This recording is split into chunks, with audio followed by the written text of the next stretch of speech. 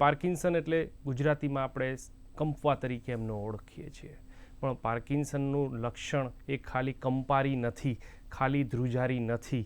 હા, most of people have this tremors, કંપન કે જે મેઇનલી રેસ્ટિંગ પોઝિશનમાં થાય એનું નંબર 1 સિમ્ટમ્સ છે, નંબર 1 લક્ષણો છે. પણ જરૂરી નથી કે હોવું જ.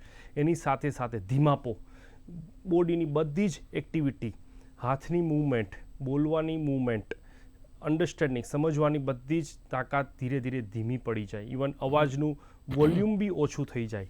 એની સાથે સાથે રિજિડિટી, જકડન, હાથ પગની મૂવમેન્ટમાં તાકાત ભલે સારી એવી હોય બટ જકડન, સ્ટીફનેસ આવી જાય.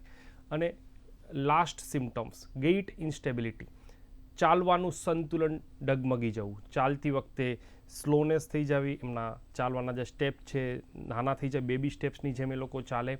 અને એમને કોઈ નાનકડી ઠોકર વાગે અથવા તો જ્યારે બી ટર્ન કરવાનો હોય ત્યારે એમને ઇન્સ્ટેબિલિટી, સંતુલન ડિસ્ટર્બ થઈ જાય, એ ટાઈપની જો પ્રોબ્લેમ કોઈ માણસને હોય. એની સાથે સાથે ઘણી વખત ચાલતી વખતે આર્મ સ્વિંગ, હાથની મૂવમેન્ટ બી એકદમ ઓછી થઈ જાય, એટલે માણસ એકદમ પૂતળાની જેમ ચાલતો હોય એવું આપણને લાગે.